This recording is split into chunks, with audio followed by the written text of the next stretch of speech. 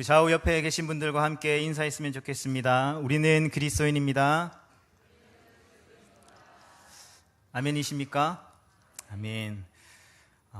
함께 예배할 수 있어서 또 함께 말씀을 나눌 수 있어서 얼마나 감사한지 모르겠습니다. 그런데 오늘 본문 말씀을 우리가 함께 읽어보았는데요. 이 말씀을 읽으면서 어떠한 마음이 드셨습니까? 평안한 마음이 드시고 또 감사한 마음이 드시고 기쁜 마음이 드셨습니까? 아니면 뭔가 조금 추석 명절인데 조금 불편한 마음이 들거나 좀 부담스럽고 왜 이런 말씀 본문을 정했을까라는 의문과 생각들이 혹시 들지는 않으셨습니까? 왜 이런 말씀을 드리냐 하면 우리는 평안과 안식과 회복 그리고 하나님의 그 치유하심과 일하심 그리고 은혜의 말씀들, 사랑의 말씀들을 듣고 싶은 것이 사실입니다. 그러나 하나님의 말씀, 또 특별히 이 신약 성경에 나오는 예수님의 행적을 기록한 이 복음서의 말씀들을 우리가 함께 천천히 읽으면서 묵상하다 보면 때로는 우리의 생각과 우리의 가치관과 정반대의 이야기를 하시는 그 예수님의 모습과 너무나도 자주 마주할 때가 있습니다. 예수님께서 이런 말씀을 하셨단 말이야? 난 처음 보는데 하는 마치 우리의 뒤통수를 탁 치는 듯한 말씀들이 얼마나 많은지 모릅니다. 그런 면에서 오늘 이 누가복음 12장 51절부터 53절에 기록된 이 말씀은 우리를 조금 당황스럽게 하는 말씀인 것 같습니다. 이 말씀을 우리가 읽으면서 때로는 이런 생각이 들 수도 있습니다. 예수님은 분쟁을 기뻐하시는 분이신가? 예수님은 싸움을 좋아하시는 분이신가? 그래서 우리도 예수님을 따르는 제자니까, 하나님의 자녀들이니까 우리도 예수님처럼 치고받고 분쟁을 하고 싸움을 하는 싸움닭 같은 존재가 되기를 원하시는 걸까? 라는 생각이 들 수도 있습니다. 그러나 아닐 수 있습니다. 왜냐하면 예수님은 사람들에게 사랑을 선포하셨던 분입니다. 그래서 예수님을 믿지 않는 세상의 사람들도 하나님은 사랑이시다라는 사실들을 알고 있습니다. 요한일서 4장 8절 말씀에 보면 사랑하지 아니하는 자는 하나님을 알지 못하나니 이는 하나님은 사랑이시니라 말씀하고 있습니다. 성경에 많고 많은 말씀들 중에 이 말씀은 예수님을 믿지 않는 사람들도 안다는 뜻이 무엇이겠습니까? 하나님의 많고 많은 그 속성 중에서 하나님은 사랑이시다라고 하는 것은 어쩌면 가장 중요한, 우리가 반드시 신앙생활하면서 하나님을 알아갈 때에 기억해야 할 중요한 가치이기 때문일지도 모릅니다. 그런데 그런 사랑의 하나님이, 평화의 하나님이 왜 오늘 본문 말씀에 내가 화평을 주려 온 줄 아느냐? 아니다라고 우리 가운데에 다소 당황스럽고 불편하게 다가오는, 우리의 마음을 어렵게 하는 말씀을 하고 계시는 걸까요? 우리의 짧은 인생 또 긴 인생 가운데 살아가다 보면 남녀노소를 불구하고 참 많은 분쟁과 다툼 가운데에 놓여지는 것을 보게 됩니다.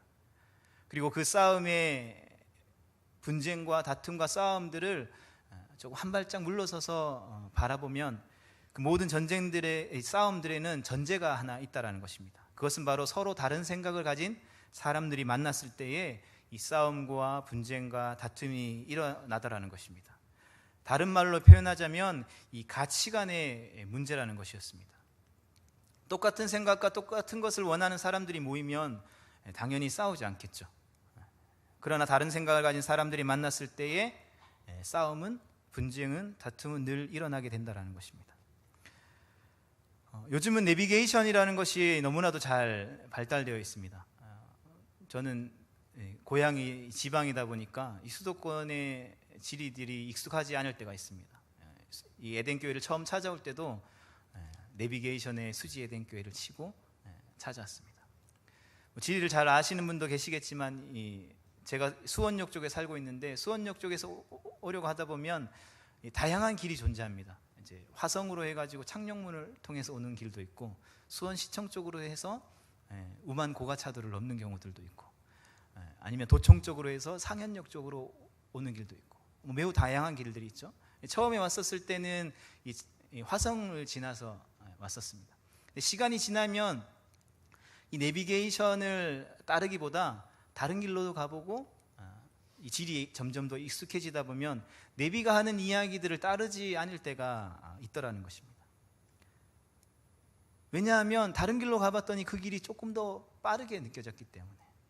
퇴근 시간에 여기를 막히니까 다른 길로 가봤더니 생각보다 빨리 교회에 도착할 수 있네 라는 경험들이 쌓이기 시작하는 거예요.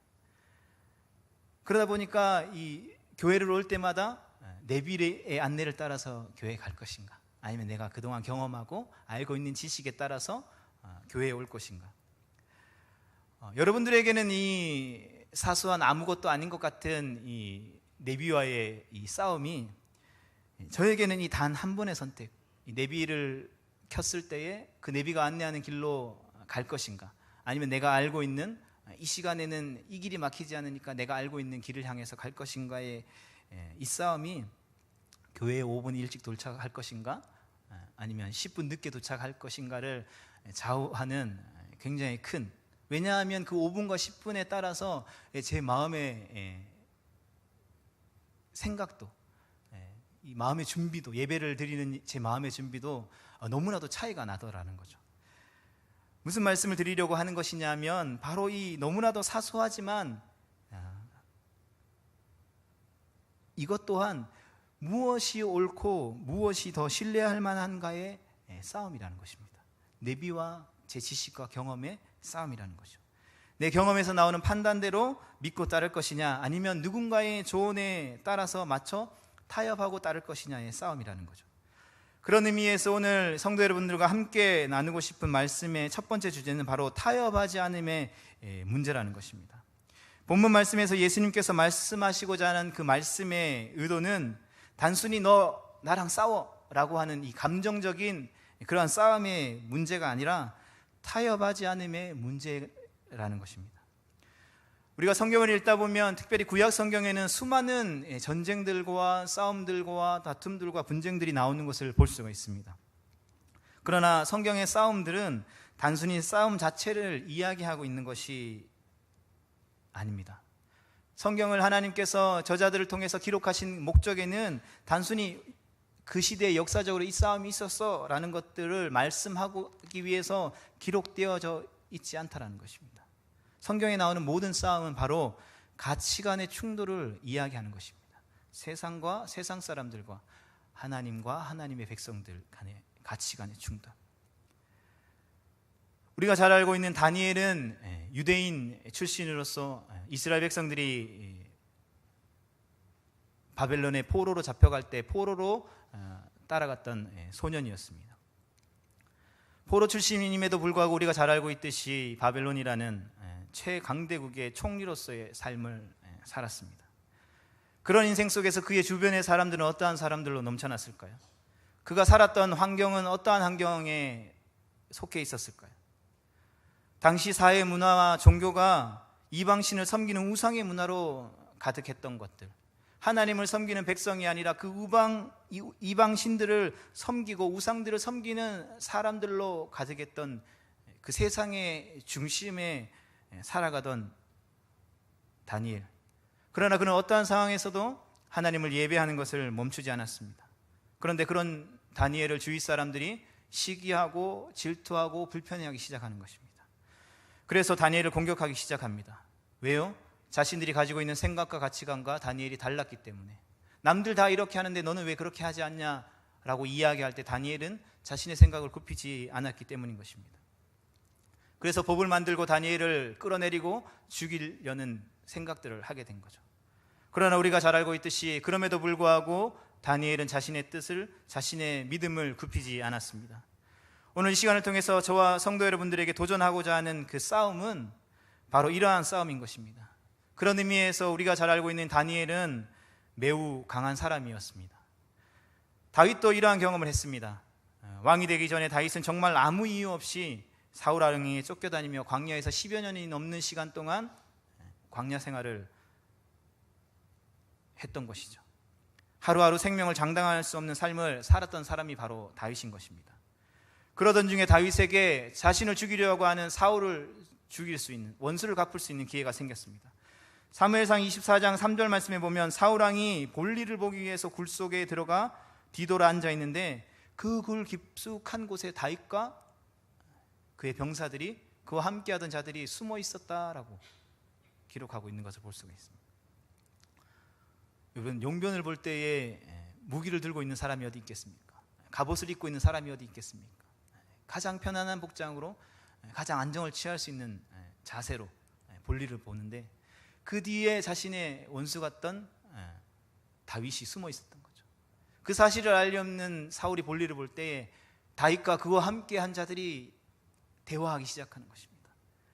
다윗이여, 하나님이 당신에게 주신 절호의 기회입니다. 당신의 원수를 갖고 기름 부은 왕으로 등극할 수 있는, 왕궁으로 들어갈 수 있는 기회를 하나님이 주신 것입니다. 이제 고생 끝 행복 시작인 것입니다 라고 이야기하는 거죠. 그런데 다윗이 가만히 있는 거예요. 사람들이 웅성웅성거리고 술렁이기 시작합니다. 다윗이요, 왜 가만히 있습니까? 하나님이 주신 기회인데 왜 바보같이 가만히 있냐고 사람들이 막 다윗을 다그치기 시작하는 것입니다. 그러나 다윗은 타협하지 않는 것입니다.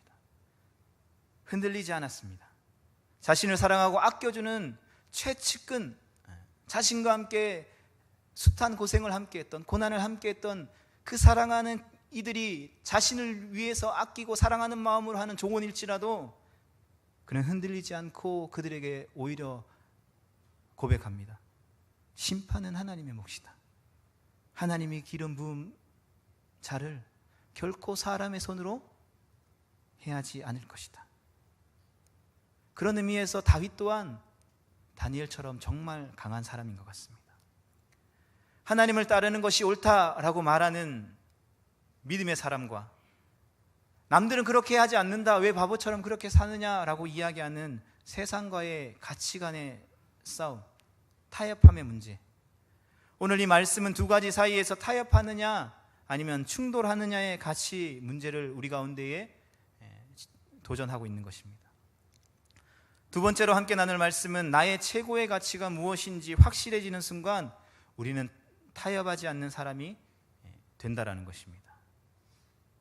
우리의 최고의 가치, 내가 최고로 여기는 가치가 확실해지는 순간 우리는 타협해질 수 없는 사람이 될 뿐만 아니라 우리의 삶에 있어서 타협은 불가능한 것이 된다라는 것입니다. 우리가 왜 삶을 살아가다가 내가 최고의 가치로 여기는 것이 생기면 사람들과 타협하지 않습니까? 누가 뭐라고 한들 나는 그렇게 생각하지 않는다라는 것입니다. 그리고 이 소중한 가치를 누군가 파괴하려고 하고 무너뜨리려고 하고 건드리면 참을 수 없어 하는 것이 우리의 삶의 모습입니다. 오늘 함께 읽은 본문 말씀도 이러한 관점에서 우리가 말씀을 보아야 하는 것입니다. 쉽게 말씀드리면 어떤 한 사람이 있습니다.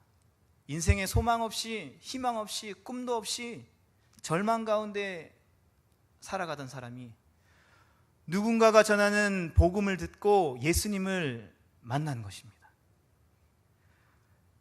나를 사랑하셔서 이 땅에 오시고 나를 위해 고난받으시고 핍박받으시고 죽으셨다가 3일 만에 부활하셔서 하나님 보좌 우편에 앉으셔서 지금도 우리를 위해서 기도하시고 하나님의 때에 다시 오시겠다 약속하신 나의 삶의 그 모든 것과 비교해도 바꿀 수 없는 소중한 예수님을 만나게 된 것입니다.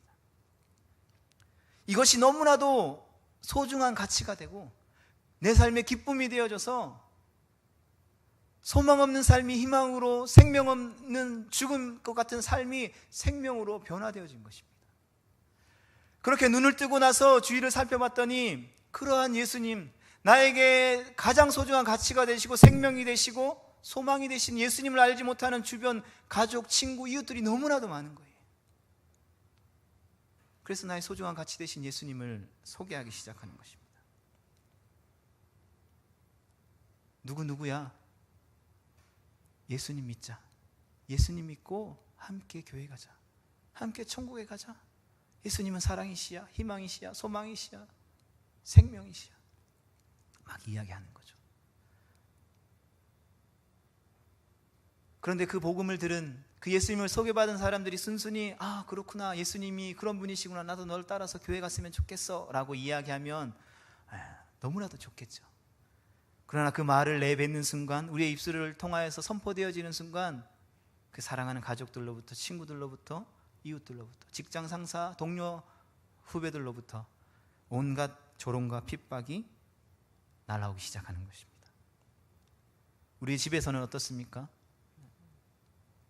수요일 저녁, 금요일 밤, 또 특별 집회가 있으면 토요일도, 또 주일도, 이른 아침부터 저녁까지 주말이 되면 교회에서 우리가 살잖아요. 남편이 쉬는 날인데,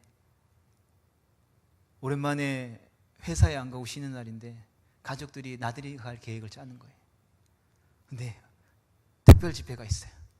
어떻게 합니까? 교회 가야겠죠. 사랑하는 가족들로부터 비난과 공격이 날라오기 시작하는 거예요. 남편 쉬는 날인데 어디를 그렇게 싸돌아다니냐. 엄마 아빠는 종교에 미친 것 같아. 사랑하는 자녀들이 이야기하는 거예요. 시어머니 시아버지 이야기하는 거예요. 며느리가 집에 잘못 들어온 것 같아. 집안 청소도 잘 안 하면서 교회는 하루 종일 쓸고 닦고, 사소한 잔소리로부터 시작돼서 온갖 비난과 핍박과 고통이 우리 가운데 날라오기 시작하는 거예요. 또 친구들을 만나서 예수님을 믿으라고 이야기하면 그동안의 사이가 너무 좋고 부어라 마셔라 즐겁게 흥을 돋구던 친구가 야, 술 마시면 안 돼, 그렇게 하면 안 돼, 사사건건 분위기를 깨는 거예요. 그럼 어떻게 됩니까? 연락이 끊기는 거죠. 친구들 사이에서 미친 X로 통하면서 왕따가 되기 시작하는 것입니다. 오늘 본문 말씀을 돌아가서 우리가 삶 속에서 흔히 접하는 이러한 상황들, 예수님은 우리에게 이러한 일들이 우리의 삶 속에서 가능하다고 보시는 걸까요? 이 질문의 대답은 바로 네입니다. 실제로 충분히 일어날 일이라고 대답하고 계시는 것입니다. 그리고 더 나아가서 둘 중에 하나를 선택해야 한다라고 말씀하고 있는 것입니다. 내가 사랑하는 사람들과의 관계 속에서 평화를 위해서 그들을 따르고 그들의 가치에 순종하며 살아가든지, 아니면 내가 새롭게 알아버린 가치를 위해서 타협하지 않고 굴하지 않고 예수님을 믿는 삶으로 살아가든지 결정하라는 것입니다. 앞에 상황에서 고민하던 그 사람은 알아버린 것입니다. 내가 만난 예수님, 나를 구원하시고 생명 주신 그 예수님의 그 십자가의 보혈의 가치가 세상 그 어떠한 가치보다도, 그동안 나의 삶을 채워왔던 그 어떠한 것보다도 소중하다라는 것들을 알게 된 거예요. 우리가 지혜롭게 인내하며 사랑으로 가족들을 섬기며 복음을 전해야 하고 그들을 위해 밤낮 쉬지 않고 기도하며 더 많이 수고하고 애쓰는 삶의 노력들이 필요하지만, 그럼에도 불구하고 도저히 포기할 수 없는 한계선이 존재한다는 것입니다. 특별히 추석 명절이 되면 일가 친척들이 함께 모이면 결코 평화로울 수 없는 것 같습니다. 결코 단순하게 생각할 수 없는 쉬운 문제들이 아닌 것 같습니다. 그러다 보니 크고 작은 분쟁들이 생기는 것입니다. 양보하지만 내가 다 포기할 수 있는데 이것만은 포기할 수 없는 일들이 그 가족의 모임 가운데에 발생하게 된다는 것입니다. 가장 큰 예로 제사 문제. 우리 집은 제사 드려야 돼. 저는 제사 드릴 수 없습니다. 뭐 이런 게 다 있어. 그럼 명절 되면 오지 마. 호적파, 뭐 이런 일들. 그래도 싫습니다. 가겠습니다. 예수님 믿으세요. 계속 이야기하는 뭐 이런 일들이 일어나는 거죠. 그래서 본문의 표현대로 아버지가 아들과 딸과 어머니와 며느리와 시어머니가 다른 가치관을 가지고 양보하지 않는 일들이 발생하다 보니까 분쟁이 생긴다는 것입니다. 이것이 우리에게 일어날 수 있는 일인가? 이 분쟁이 우리 삶 가운데 일어나야 하는 것인가? 예수님은 내가 그것을 위해 왔다라고 말씀하고 계신 것입니다. 내가 분쟁하기 위해서 너희에게 분쟁을 주기 위해서 왔노라라는 이 말씀을 그럼 왜 주시는 걸까요? 사랑의 하나님께서 왜 이 분쟁의 말씀, 싸움의 말씀, 다툼의 말씀을 우리 가운데 오늘 주시는 것일까요? 아마 이 말씀의 뜻은 우리를 구원하신 그 예수님께서, 그 어떠한 것도 우리에게 기대하지 않는 예수님께서 우리에게 기대하는 것이 있다라는 말씀이 아닐까 생각해 보게 되는 거죠. 지금까지 우리의 삶 가운데 소중하게 여겼던 그 무언가를 우리가 버리고 뒤로하고 나를 위해 십자가 피 흘리신 그 예수님을 따르는 삶의 태도를 너희에게 가장 소중한 가치로 삼아라 라고 이야기하는 그 기대. 그로 인해서 때로는 분쟁이 생길 수도 있고 다툼이 생길 수도 있고 고난과 핍박이 올 수도 있지만, 하루아침에 예수 그리스도인에 의해서 송두리째 바뀌어버린 나의 삶을 보고 주변 사람들이 나를 핍박하고 손가락할지라도 그럼에도 불구하고 나를 따르고 나 예수를 소중히 여기는 그 가치가 너에게 가장 소중한 삶의 가치가 되었으면 좋겠구나라는 이 뜻이 아니겠냐라는 거죠. 사랑하는 성도 여러분, 우리 스스로에게 이 말씀을 대하며 질문해 보았으면 좋겠습니다. 우리가 예수님을 믿고 난 후, 그리고 믿기 전에 가장 가치 있게 여겼던 그 가치보다 우리는 예수님을 더 소중한 가치로 인정하고 지금 살아가고 계십니까? 우리에게 예수님이란 무엇과도 바꿀 수 없고 생명을 걸고 싸워서라도 반드시 지켜야 할 분이십니까? 아니면 오늘날 우리가 살아가는 삶 속에서 우리의 삶을 조금 더 한 단계 수준 높여주고 우리의 삶을 풍성하게 해주고 우리의 삶을 여유롭게 해주는, 내가 원하는 것들을 이루게 해주는 단순한 조력자로 생각하고 계십니까? 이 질문의 도전을 예수님께서 오늘 우리에게 주시는 것입니다. 추석 명절을 통해 사랑하는 가족들과의 만남을 준비하고 있는 우리에게, 어쩌면 믿지 않는 가족들과 늘 예정되어 있는 피할 수 없는 그 다툼을 앞두고 있는 우리에게, 그러나 나를 향하신 그 하나님의 사랑, 그 가치를 확신한다면 타협은 우리 가운데 불가능한 것이 된다는 것입니다. 그리고 그 가치가 얼마나 소중한지 직접 체험하고 경험한 사람이라면 그 생각과 그 가치관은 그 무엇도 흔들 수 없는 더욱더 견고하고 강한 것이 된다는 것입니다. 예수님께서 예루살렘에 입성하시고 성전에서 행하신 첫 번째, 가장 먼저 행하신 일이 무엇인지 기억나십니까? 그것은 바로 성전을 뒤엎으신 것입니다. 사람들이 의아해했습니다. 당황스러웠습니다. 아니, 사랑과 평화의 예수님이 왜 예수님이 저렇게 분노하셨을까? 사람들이 놀라고 당황스러워하는 것입니다. 당황스러워하는 사람들을 향하여서 예수님이 말씀하십니다. 내 집은 만민이 기도하는 집이다 말씀하시는 거죠. 무슨 의미입니까? 예수님에게 성전은 하나님의 임재의 상징인 장소였다는 것입니다. 그것은 무슨 말이냐면 예수님이 가장 가치 있게 여기는, 가장 소중하게 여기는 하나님을 향한 예배의 장소가 손상되어져 버렸다는 것입니다. 사람들이 장사하고 자기의 이석을 챙기는 장소가 되어버려졌다는 것입니다. 예수님의 입장에서는 타협할 수 없는 것입니다.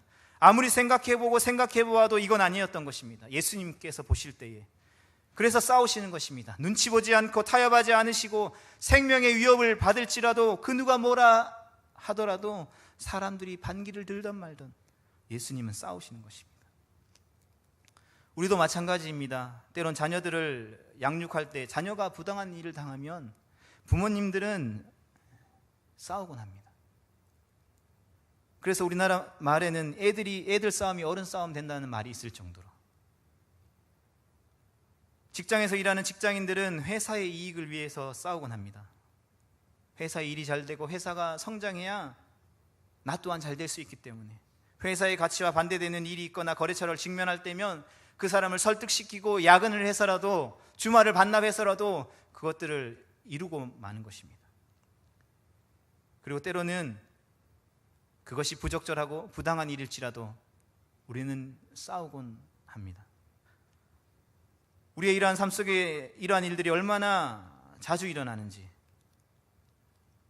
우리가 이러한 사소한 일들을 통해서 우리가 알 수 있는 것은, 우리가 말로 표현하지 않아도 나는 이걸 가치 있게 생각하고 여기고 있어라는 것들을 말로 표현하지 않아도 우리가 하는 행동이 바로 그것을 말해주고 있다는 것입니다. 그 가치를 최고로 인정하기 때문에 이것은 양보할 수도 없고 그것이 무시당하고 무마되는 것을 참고 볼 수 없는 일이 되어져 버리기 때문에 우리는 행동으로 싸우는 것입니다. 그런 의미에서 예수님을 믿는다고 하는 우리는 너무나도 많은 타협 가운데에 놓여져 있는 것을 보게 됩니다. 우리는 세상에서 너무나도 많은 타협을 이루며 살아갑니다. 무엇을 타협합니까? 하나님의 말씀과 세상의 가치를 타협하는 거죠. 하나님의 말씀이 우리 가운데 이야기하는 것과 세상 사람들이 이야기하는 그 말 사이에서 너무나도 타협하고 살아가고 있다는 것입니다. 여러분, 삶이 평안하십니까? 아니면 지난 한 주 어떠셨습니까? 평안한 삶을 사셨습니까? 저는 지난 한 주를 되돌아볼 때 평안한 삶을 살았던 것 같습니다. 그런데 우리가 이 살아계신 하나님의 말씀을 99%가 아니라 100% 받아들이고 믿고 그 말씀대로 살아야 한다는 것들을 우리가 최고의 가치로 여기고 100% 말씀대로 산다면 우리가 생각하고 있는, 우리가 일반적으로 알고 있는 평안한 삶, 행복한 삶 과연 가능하겠냐는 것입니다. 그래서 때로는 우리가 이건 불가능한 일이야 라고 먼저 결론 지어버리고 살아갈 때가 너무나도 많다는 것입니다. 예를 한번 들어보겠습니다. 우리 원수를 사랑하라 말씀을 들으면 어떤 생각이 드십니까? 바보야? 아무도 안 그러는데 왜 너만? 고소해. 그 사람이 잘못되는 걸 봐야 속이 시원하지 않겠어? 라는 생각들이 바로 드는 거죠. 오리를 가달라고 하면 십리를 함께 가져. 멍청한 사람이죠. 그런 손해보는 일을 왜 합니까? 그렇게 할 가치가 있는 일입니까? 70번씩 7번도 용서해줘 라는 말씀을 들으면 우리는 어떤 생각이 듭니까? 아니, 한 번도 용서하는 것도 힘든데 어떻게 70번씩 7번 용서하겠습니까? 내가 그렇게 용서하면 저 사람은 70번씩 7번 계속 그렇게 나쁜 짓을 할 건데 라는 생각이 드는 거죠. 내 가진 것을 팔아서 가난한 자들에게 나누어 주라 말씀하는 거죠. 11조, 감사원금, 건축원금, 성경원금, 특별원금, 구제원금.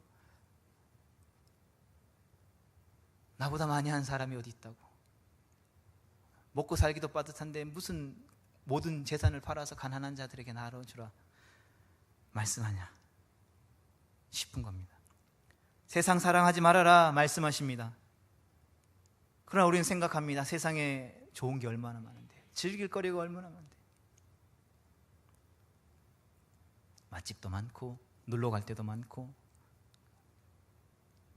남들처럼 먹을 거 맛있게 먹고 놀러 갈 때 다 놀러 가고 신앙생활도 하고 하면 얼마나 좋아 싶은 겁니다. 회개하라 선포하는 거죠. 교회 오면 밑도 끝도 없이 맨날 회개하라고 선포하는 거예요. 그런데 가만히 곰곰이 생각해 보면 나처럼 착하게 살아는 사람도 없는 것 같다라는 생각이 드는 거죠. 땅끝까지 가서 복음을 전합시다 라고 이야기하면 저는 아직 준비가 안 됐습니다. 시간도 없고 물질도 없고 마음의 여유도 없고 시간도 되고 물질도 되고 마음의 여유까지 되고 하면 그때 하겠습니다 라고 하는 거죠.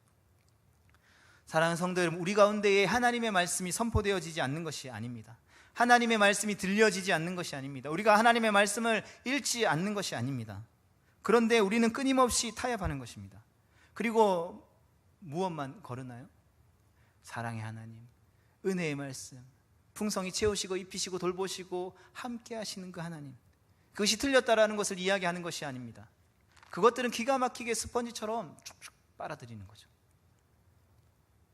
그런데 사랑해라, 이해해라, 참아라, 남을 도와라, 용서해라, 따라가 주어라, 이익을 구하지 말아라, 때를 얻든지 못 얻든지 복음을 전해라, 이 말씀들 앞에서는 우리가 왜 그렇게 타협하냐는 것입니다. 똑같은 하나님의 말씀임에도 불구하고 마치 뭐에 홀린 듯이 절대로 손해보거나 양보할 수 없는 마음의 거룩한 분노가 우리 가운데 생기는 거죠.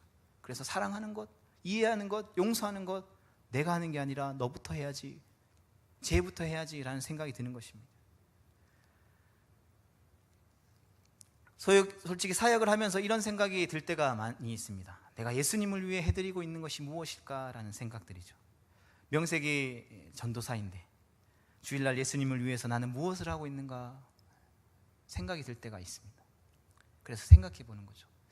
주일날 30분 일찍 나와서 또 예배를 준비하는 것, 또 의지적으로라도 설교를 준비해야 되니까 말씀을 읽고 다양한 주석들을 참고하고 또 서적들을 찾아서 공부하고 하는 것들, 그리고 그것들이 잘 전달되어질 수 있도록, 열매 맺을 수 있도록 기도하는 것. 그런데 중요한 건 저보다 일찍 오시는 분들이 너무나도 많다라는 겁니다. 말씀을 더 많이 읽으시는 분들, 더 많이 기도하시는 분들, 제가 따라갈 수 없을 정도로 기도 많이 하시는 분들이 너무나도 많으시죠. 아닙니까? 오늘 말씀을 준비하면서 하나님이 나를 사역자로 불러주셨는데, 하나님이 나를 그리스도인으로 예수님의 제자로 불러주셨는데 과연 나에게 요구하시는 수준이 고작 이 정도일까라는 생각들을 해보게 되는 거죠. 그 질문 앞에 할 말이 없어지더라는 것입니다. 동일하게 그리스도인이라고 일컫는 우리에게 하나님이 요구하시는 수준이 어떤 수준일까요? 말씀을 읽고 말씀을 마주 대하면서 항상 고민하는 것, 왜 나에게 초대교회 같은 역사들이 일어나지 않을까? 설교하면, 말씀 전하면 막 3,000명, 5,000명씩 막 회개하고 돌아오는 것.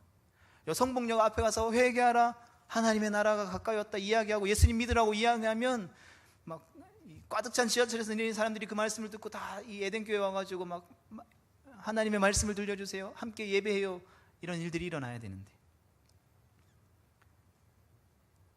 섬기는 청년들과 매주 2시마다 예배를 드리면 얼마나 열심히 말씀을 준비하겠습니까? 나름대로 기도도 하고, 그러면서 기도하는 거죠. 하나님, 초대교회 같은 뒤집어지는 역사가 일어나게 해주세요. 청년들 가운데 청년들이 막 그렇게 기도하고 설교를 하면 막 뒤집어져야 되는데, 왜 그런 일들이 나에게 일어나지 않을까요? 그런 일들이 일어나는 것이 아니라 설교를 하면 할수록 뒤로 뒤집어지고 졸음만 몰려오는 이유는 왜일까요? 그런 고민들 앞에 결론은 복음을 그대로 전하기 너무 두려워하더라는 것입니다. 성경에는 복음에 대한 수식어가 없습니다. 복음 날 것 그대로를 항상 말씀하고 계십니다. 전하면 성령님이 역사하시는 거예요. 초대교회 때도, 우리 초기 한국교회 때도, 지금도 동일합니다. 그런데 전하다가 아무 반응들이 일어나지 않는 거예요. 뒤집어져야 되는데 뒤집어지지는 않고 막 졸기만 하니까 말로만 전해서는 안 먹힐 것 같아요.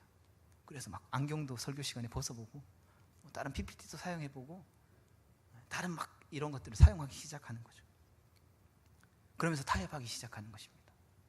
그래서 지금 내가 복음을 전할 때, 말씀을 전할 때에 내 얼굴을 마주하고 있는 저 사람의 마음이 평안한 게 나를 구원한 그 예수님의 복음의 가치만큼 중요하다라고 생각되어져 버린 가치가 일평생 복음을 전하며 살기로 다짐하는 제 마음에 자리 잡고 있더라는 것입니다. 이것을 발견하게 되었다라는 거죠. 결국 이건 사랑과 배려와 지혜로움이 아니라 타협이었다라는 것입니다.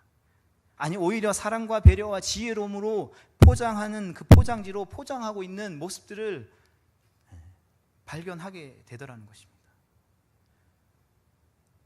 우리 모두가 동일한 것입니다. 모양은 다르지만. 그러면 우리가 어떻게 해야 합니까? 이러한 타협하는 문제들을 우리가 어떻게 풀어갈 수 있을까요?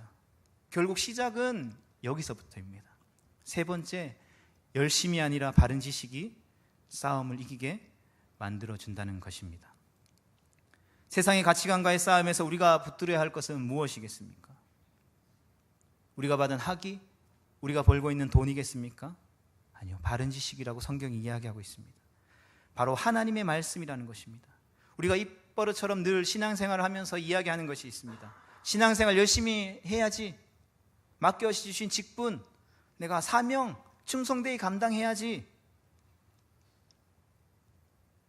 어떤 시사 예능 프로그램을 보는데 사회자가 이런 질문을 합니다. 어떤 리더가 가장 무서운 리더입니까? 라는 질문을 던졌고, 패널들이 이런저런 이야기들을 하면서 이야기하는데, 어떤 한 패널이 그런 이야기들을 하는 거죠. 가장 무서운 리더는 정말 부지런한데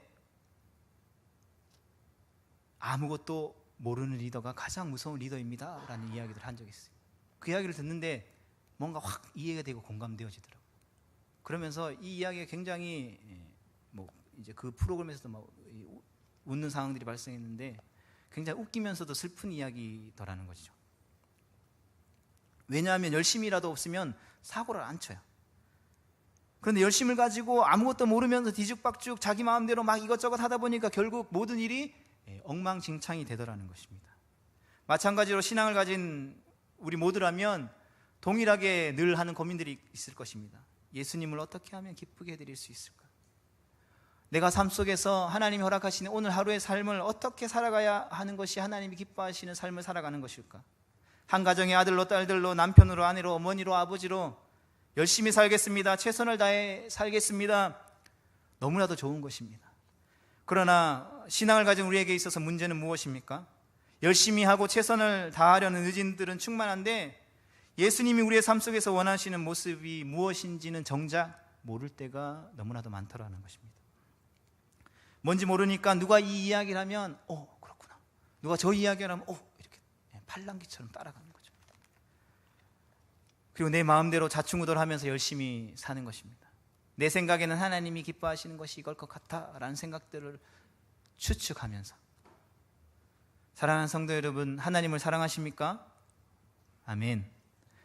왕이신 하나님이 자정하사 기뻐하시는 이 예배 시간을 통해서 우리가 다시 한 번 더 믿음으로 우리 온 삶을 다해서 예수님을 전하고 드러내는 아름다운 예수 그리스도의 향기가 되길 원하십니까? 예수님이 걸어가신 그 십자가의 길을 따라가는 제자의 삶을 살기로 다시 한 번 더 결단하기를 원하십니까? 그러면 우리가 제일 먼저 해야 할 것이 무엇일까요? 그것은 바로 내 생각에 옳은 대로 행했던 지난날의 삶의 패턴, 라이프 스타일을 돌이켜서 벗어나서 성경, 즉 살아계신 하나님의 말씀으로 우리가 돌아가는 것입니다. 말씀을 읽기 시작하는 것입니다. 말씀이 무엇라고 하는지를 알아야 하나님이 기뻐하시는 일을 할 수 있기 때문인 것입니다. 마치 우리가 물건을 사고 사용 설명서를 꼼꼼히 읽어봐야 그 제품을 온전히 사용할 수 있는 것처럼, 그래서 교회에서 계속해서 이야기하는 것입니다. 성도 여러분, 말씀을 읽으십시오. 성도 여러분, 예배 자리를 사모하십시오.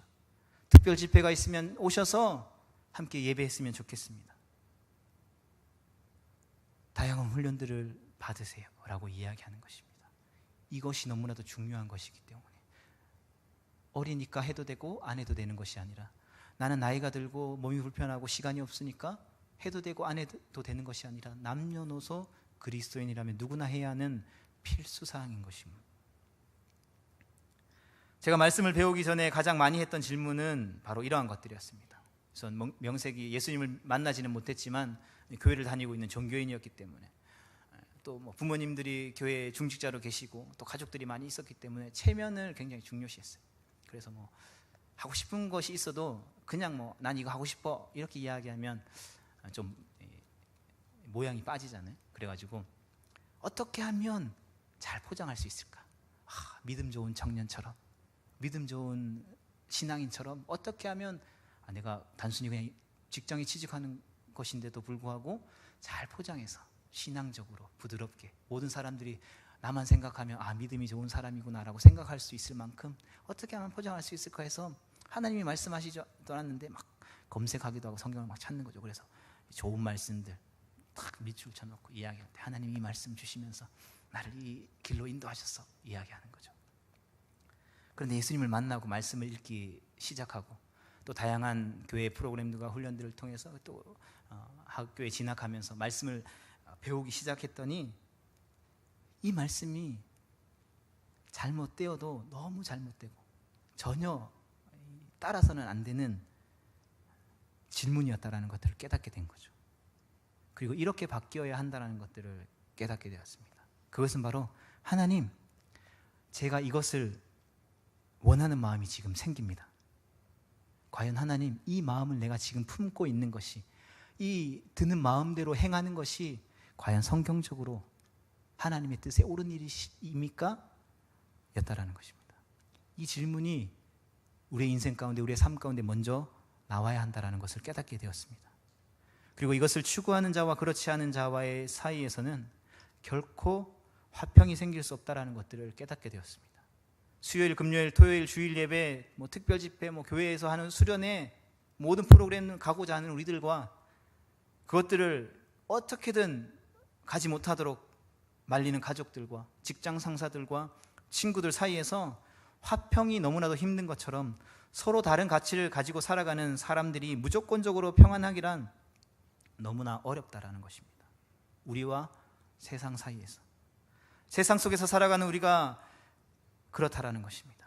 세상 속에서 살아가는 우리에게 있어서 인생 최고의 가치를 꺾지 않으려는 세상과의 영적인 전쟁, 영적인 전투, 이것이 세상과 우리의 관계여야만 한다고 예수님께서 오늘 우리 가운데에 말씀하고 도전하고 계시다라는 것입니다. 사랑하는 성도들, 말씀을 정리하면서 다시 한 번 더 질문해 보았으면 좋겠습니다.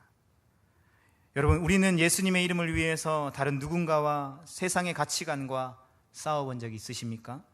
예수님의 이름을 위해서 손해본 적이 있으십니까? 예수님의 이름을 위해서 참아본 적이 있으십니까? 욕먹고 비난당하고 정죄당하고 비판받은 적이 있으십니까? 모양은 다를 수 있지만 우리가 예수님을 믿는 그리스도인이라면 우리 모두가 다 있으리라 확신하는 것입니다. 그러나 사랑하는 성도 여러분, 우리는 앞으로도 끊임없이 이 세상과 어쩌면 더욱더 치열하게 이 믿음의 선한 싸움을 싸워야 한다는 것입니다. 우리가 100% 살아계신 하나님의 말씀을 믿고 그 말씀대로 살기로 삶 속에서 계속해서 몸부림치고 노력한다면 이 믿음의 선한 싸움은 결코 우리에게 있어서 피해갈 수 없는 삶이라는 것입니다.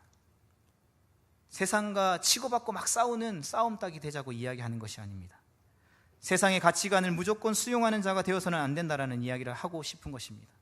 세상의 가치관을 향해 아니라고 하나님의 말씀을 선포해야 한다고 오늘 본문 말씀을 통해서 예수님은 우리 가운데 도전하고 계신 것입니다. 무엇을요? 물질 만능주의 세상을 향하여서 물질이 다가 아니다, 믿음으로 사는 것이다. 1등이 되기 위해서 수단과 방법을 가리지 않는 성적주의 사회와 싸워야 하는 것입니다. 무조건 잘생기고 예뻐야 되라고 이야기하는 외모주의 사상들과 싸워야 하는 것입니다. 야, 교회를 다니면서 이것도 해도 돼, 저것도 해도 돼, 하고 싶은 거 다 하고 주일날 예배 한번 가면 되지, 끝. 다 그렇게 살잖아, 왜 너만 유별나게 매일매일 가? 왜 별나게 예수 믿어? 라고 이야기하는 세상과 변질된 신앙인들과 싸워야 하는 것입니다. 왜냐하면 이런 것들은 성경에서 이야기하는 가치가 아니기 때문인 것입니다.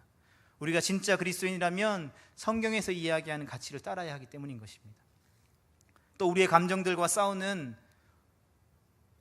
우리 모두가 될 수 있기를 소망합니다. 자기 연민의 감정들, 나는 나약해서 할 수 없어, 나는 여기까지야, 그만할래, 이러한 감정들과 우리는 끊임없이 싸워야 하는 것입니다.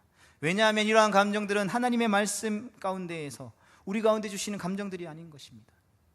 나약함과 좌절의 감정들과 더욱더 치열하게 싸우는, 전투하는 우리가 되어야 한다는 것입니다.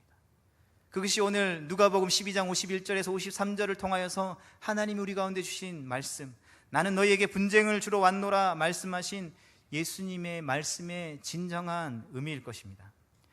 사랑하는 성도 여러분, 우리 좌우 옆에 계신 분들과 다시 한 번 더 고백했으면 좋겠습니다. 우리는 그리스도인입니다. 아멘이십니까? 우리가 이 고백을 하는 이유는, 이것이 우리의 아멘이라면 이 말은 예수님이 우리의 삶의 그 무엇과도 바꿀 수 없는, 타협할 수 없는 최고의 가치가 되십니다 라는 것들을 우리가 고백하는 말씀인 것입니다. 이 최고의 가치가 되시는 예수님을 오늘도 가슴에 뜨겁게 품고 그 주님이 말씀하시는 그 말씀을 우리가 손에 들고 사랑하는 가족과 친구와 이웃들에게 예수님을 자랑하고 예수님을 전하고 예수님을 소개할 수 있는 우리 모두가 될 수 있기를 소망합니다. 그렇게 다니엘처럼, 다윗처럼 하나님의 위대한 역사를 이루어가는 저와 에덴의 모든 성도님들이 될 수 있기를 간절히 소망합니다. 우리 주기도문으로 예배를 폐하도록 하겠습니다. 하늘에 계신 우리 아버지여, 이름이 거룩히 여김을 받으시오며 나라의 임하옵시며 뜻이 하늘에서 이룬 것 같이 땅에서도 이루어지이다. 오늘날 우리에게 일용할 양식을 주옵시고 우리가 우리에게 죄 지은 자를 사하여 준 것 같이 우리 죄를 사하여 주옵시고 우리를 시험에 들게 하지 마옵시고 다만 악에서 구하옵소서. 대개의 나라와 권세와 영광이 아버지께 영원히 싸움나이다. 아멘.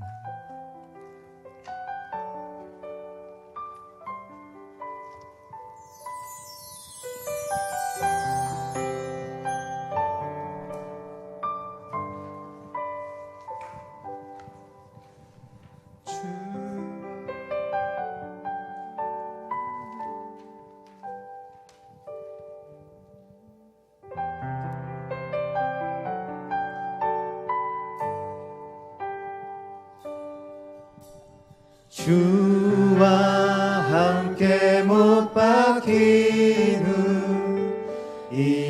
더 이상 내 삶 아니요 오직 내 안에 살아계신 예수 위해 사는 것이라. 나 이제 육체 가운데 살아야 할 이유 있네. 끊을 수 없는 그 사랑이 나를 살려내. 갈보리의 그 사랑 내 안에 오직 예수, 내 자랑 오직 예수. 살아도 주를 위해, 죽어도 주를 위해. 주 오실 그날까지 십자가 붙들고 살리.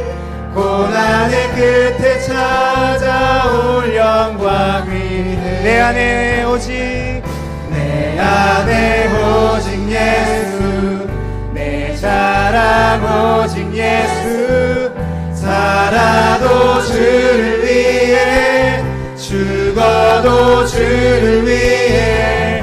주 오실 그날까지 십자가 붙들고 살리. 고난의 끝에 찾아올 영광 위에 고백합니다. 내 안에 오직 예수, 내 자랑 오직 예수. 살아도 주를 위해, 죽어도 주를 위해. 주 오실 그날까지 십자가 붙들고 살리. 고난의 끝에 찾아올 영광 위에 주와 같은 분은 없습니다. 주와 같은 분은 없네. 이 세상 그 누구도 주와 같은 분은 없네. 누구도 우리 온 삶을 다하여서 우리의 최고의 가치 되신 예수님을 올려드립니다. 주와 같은 분은 없네. 이 세상 그 누구도 주와 같은 분은 없네. 주와 같은 분은 없네. 누구도 이길 수 그 아름다우신 이름을 찬양합니다. 아름다우신 오 놀라우신 영원할 수 없는 사랑. 오 위대하신 하나님의 사랑 영원히 찬양하리. 아름다우신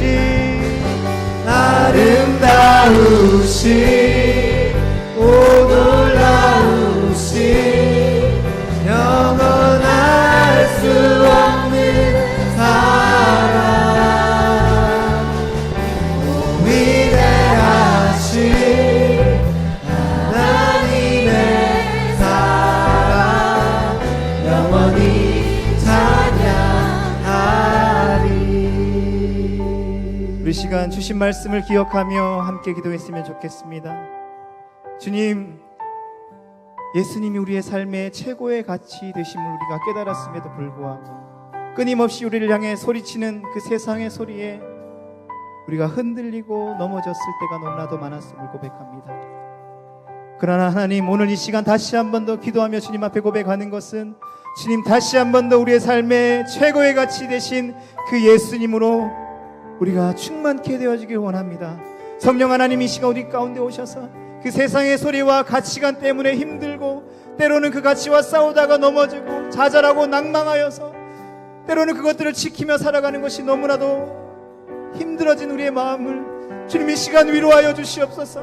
다시 주님 손잡고 일으켜 주셔서 주님 다시 한 번 더 주님과 함께 믿음의 선한 싸움을 싸우며 달려갈 수 있도록 그렇게 우리에게 주어진 삶의 자리 가운데에서 아름다운 예수 그리스도의 향기로 예수님의 십자가의 그 고난의 길을 따라가는 예수님의 제자로 살아갈 수 있도록 그렇게 살아갈 수 있는 힘을 얻을 수 있는 이 시간이 되어질 수 있도록 주님 다시 한 번 더 우리의 온 삶을 주님 앞에 올려드리오니 주님 이 시간 그 한량없는 그 사랑과 은혜로 우리를 회복시켜 주시옵소서. 우리를 강하고 담대한 믿음으로 인도하여 주시옵소서.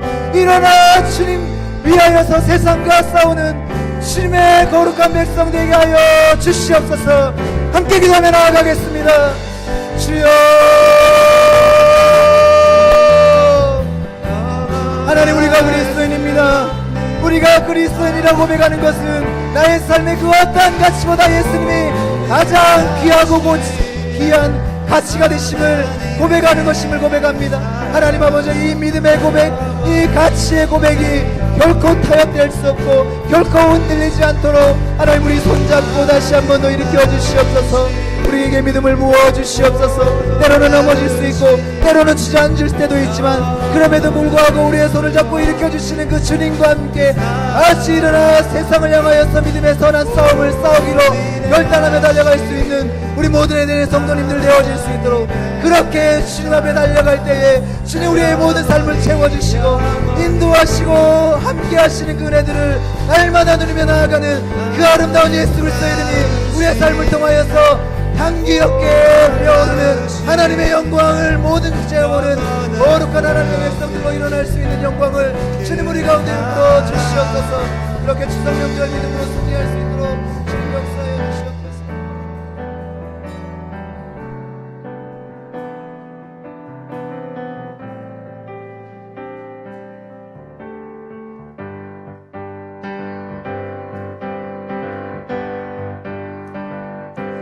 주의 믿음 갖고 절로 걸어도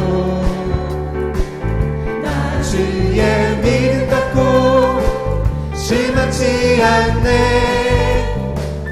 높은 구름 몰아치고 하늘 덮어도 나 주의 믿음 갖고 실망치 않네. 주는 내 친구, 진실한 친구, 세상 끝까지 주를 믿으리. 촛구름 몰아치고 하늘 덮어도 나 주의 믿음 갖고 실망치 않네. 내 주는 선한 목자 나를 인도해. 사망의 골짜기로 다닐지라도 주님께서 나의 길을 인도하시니 나 주를 따라가리. 언제까지나 주는 내 목자, 선하신 목자. 어디 가든지 함께 하시네. 주님께서 나의 길